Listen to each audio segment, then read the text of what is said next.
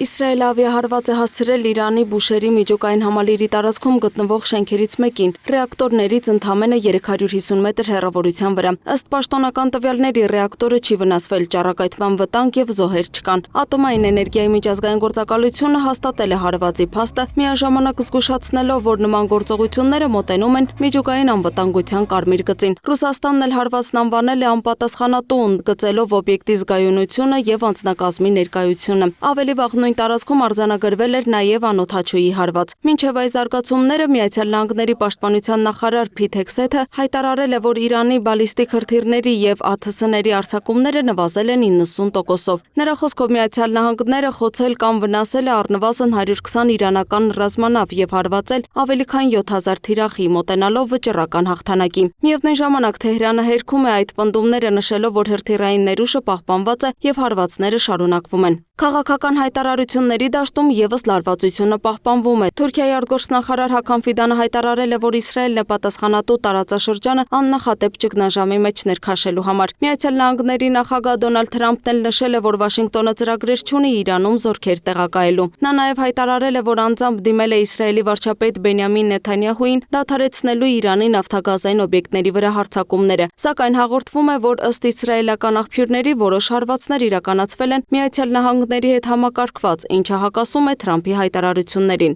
Իսրայելի վարչապետ Բենյամին Նեթանյահուն էլ հայտնել է, որ կընդառաջի Թրամփի խնդրանքին։ Զուգահեռաբար Իրանը հայտարարել է, որ հարվածներ է հասցրել Իսրայելի Աշդոդ և Հայֆա քաղաքների նավթավերամշակման գործարաններին։ ԻՀՊԿ-ն պնդում է, որ կիրառվել են նոր Նարսալա հրթիռները, իսկ Հայֆայի օբյեկտներից մեկը խոցվել է հենց այդ զինատեսակով։ Պաշտոնական հաղորդագրություններով սպանվել է նաև ԻՀՊԿ Քուդս ստորաբաժանման հրամանատարներից մեկը։ Միաժամանակ Իրանը շարունակում է հրթիռային հարվածները, ներառյալ նոր ալիքներ Իսրայելի ուղղությամբ։ Իսրայելի վարչապետ Բենյամին Նեթանյահուն հայտարարել է, որ Իրանն այլևս չի կարող ուրանի հարստացում իրականացնել կամ բալիստիկ հրթիռներ արտադրել և որ Կասպից ծովում իրանական նավատորմն ամբողջությամբ ոչնչացվել է։ Նա նաև նշել է, որ պատերազմը կարող է ավարտվել ավելի արագ, քան սպասվում է։ Մինչդեռ տարբեր աղբյուրներ հայտնում են, որ Իրանը շարունակում է հարվածները, իսկ Թեհրանի երկնքում ակտիվ աշխատում են հակաօդային պաշտպանության համակարգերը։ Տարածաշրջանի մի շարք երկրներում արձանագրվել են պայթյուններ։ Տնտեսական և քաղաքական ճնշումները նույնպես աճում են։ Միացյալ Նահանգները քննարկում է պատերազմի համար $100-ավոր միլիարդ դոլարների բյուջե,